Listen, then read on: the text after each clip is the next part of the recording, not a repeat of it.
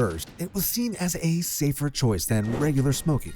Today, vaping has turned out to be a silent destroyer of lives, especially because of people and companies who care more about making money than keeping people safe. I think it's horrible. I guess I'm sorry to hear that. And it's nothing that we would want. From lifelong diseases to painful deaths, these companies have left a trail of tragedy in their wake.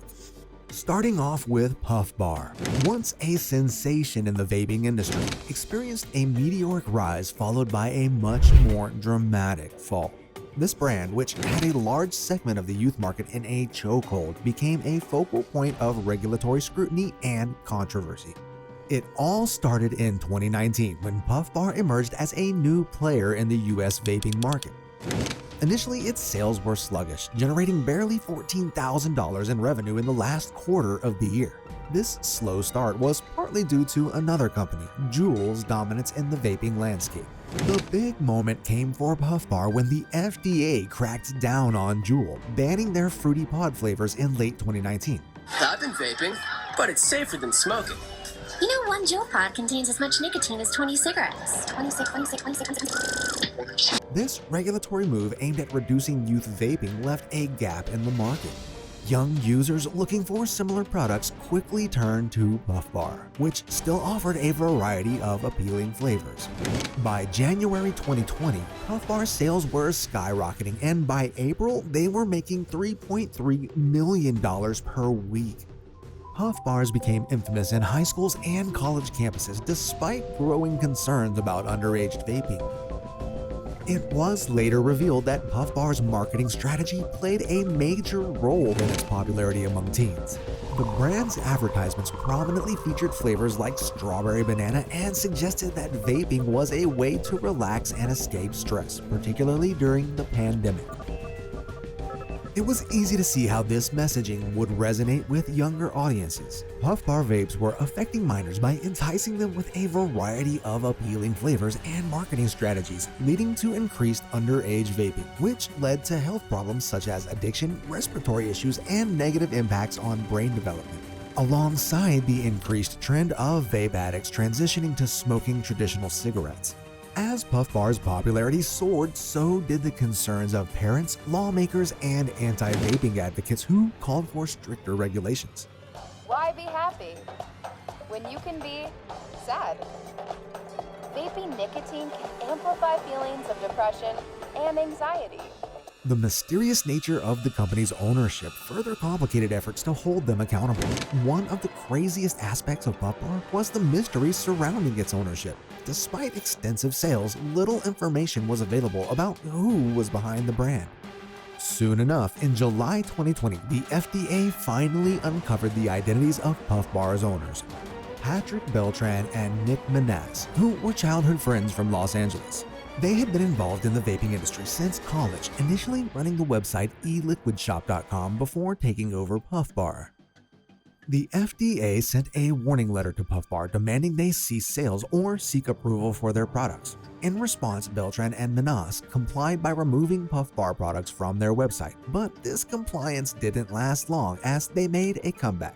In March 2021, Puff Bar re-entered the market with a distinct change. They switched to a synthetic nicotine formula.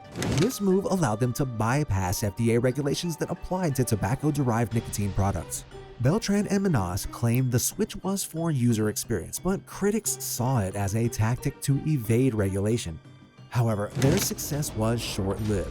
In March 2022, the FDA gained the authority to regulate synthetic nicotine products like those sold by Puff Bar. The FDA sent another warning letter, giving Patrick and Nick 15 days to comply or face consequences. This time, the warning seemed to have the desired effect. Patrick and Nick pivoted away from nicotine vapes, focusing instead on zero nicotine and Delta 8 products, but by then the damage had already been done. However, Puff Bar's influence didn't rival that of Juul, which at its peak commanded around 75% of the e-cigarette market share in the United States. Juul Labs was founded in 2015 by Stanford graduates James Monsis and Adam Bowen. The duo initially aimed to create a smoking alternative that could help adult smokers transition away from traditional cigarettes. They designed a sleek USB-like device that vaporized a nicotine-containing liquid, providing a satisfying hit without the combustion byproducts of cigarettes. Juul quickly distinguished itself with its compact design, ease of use, and potent nicotine salts that more closely mimic the sensation of smoking an actual cigarette. Juul's rise was nothing short of spectacular. Within a few years, it became the dominant player in the e-cigarette market, with the company's success driven by its aggressive market strategies, which leveraged social media and influencer partnerships to appeal to a wide audience. Juul's sleek design and variety of flavors, such as mango, mint, and creme brulee, made it particularly popular among young adults and teenagers. You see, as great as the product they had was, issues started to surface because Juul's marketing tactics were not just appealing to adult smokers but also to a younger, non-smoking demographic. The colorful ads, fruity flavors, and the discreet design of the device made it easy for teens to use Juul products without detection. This led to a surge in underage vaping, with schools and parents struggling to address the sudden rise in nicotine use among teenagers. Although marketed as a safer alternative to smoking, research began to show that while e-cigarettes might be less harmful than traditional cigarettes, they were by no means safer. The addictive nature of nicotine, especially in the high concentrations found in Juul pods, posed serious risks, particularly for young users. By 2018, the FDA had taken notice and launched an investigation into Juul Labs, demanding documents related to the company's marketing practices and efforts to prevent underage use.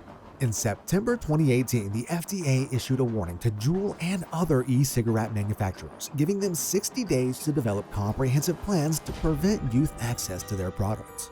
James Monsis and Adam Bowen, once hailed as innovators, found themselves at the center of a storm. Lawsuits began to pile up, alleging that Juul had knowingly marketed to minors and contributed to the rise of nicotine addiction among teens.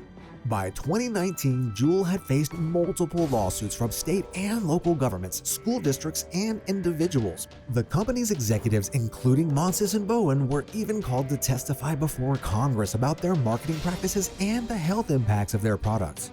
Ultimately, the widespread use among teens created a new generation of nicotine addicts. The flavors and high nicotine content made it difficult for young users to quit, leading to long-term health complications for young adults.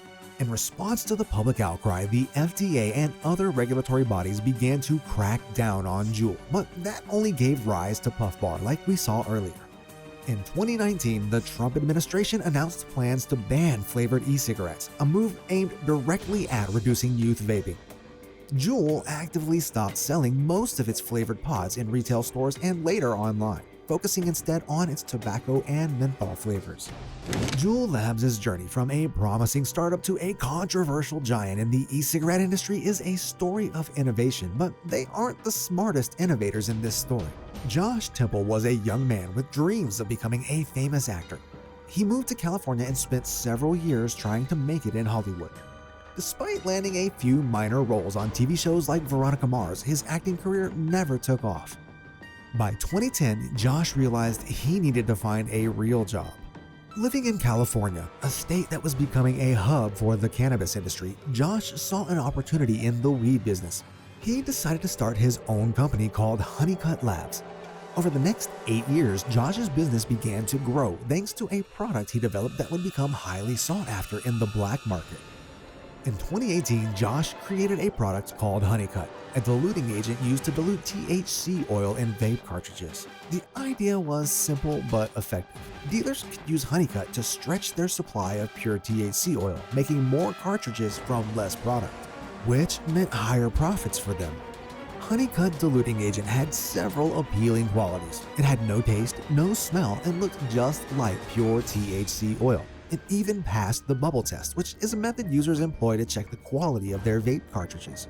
Josh's cutting agent was primarily made of vitamin E acetate, a chemical commonly found in skincare products. Vitamin E acetate was cheap and plentiful, costing Josh only $50 to $100 per liter. He sold it at a significant markup, making a huge profit. By late 2018 and early 2019, Josh's product was in high demand across the United States, and dealers everywhere wanted to get their hands on it. Other companies tried to replicate his success with similar products, but Josh's brand had already become too well known. Despite the booming business, trouble was brewing. In April 2019, hospitals in Illinois and Wisconsin started seeing young, healthy men admitted to the ICU with severe lung issues, with symptoms like chest pain, nausea, and shortness of breath. At first, doctors thought it might be pneumonia, but treatments for pneumonia didn't work, and patients' conditions simply worsened. As more cases appeared, the Centers for Disease Control and Prevention began investigating. They discovered that all the patients had been vaping, mostly using THC cartridges. Testing revealed that many of these cartridges contained vitamin E acetate, which, while safe for use in skincare, was dangerous when inhaled or ingested. The CDC identified the disease as EVALI, or e-cigarette or vaping product use associated lung injury. The use of vitamin E acetate in vape cartridges was causing severe damage to users' lungs, leading to hospitalizations and, in some cases, death. By August 2019, EVALI cases had peaked and the first death was reported, drawing massive media attention and public concern.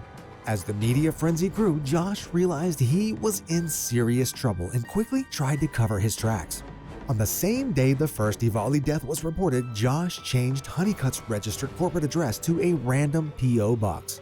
He transferred the company's ownership to his girlfriend Ashley Engstad and ordered wholesalers to recall his products.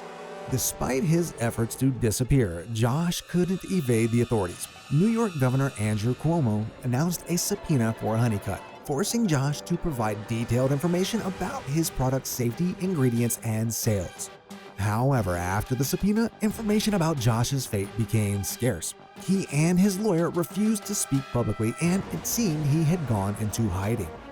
Josh Temple's actions had far-reaching consequences. The EVALI epidemic hospitalized over 2,800 young people and caused 68 deaths. His product gave the cannabis industry a bad reputation, branding it as dangerous when, in reality, it was Josh's vitamin E acetate that was the real culprit.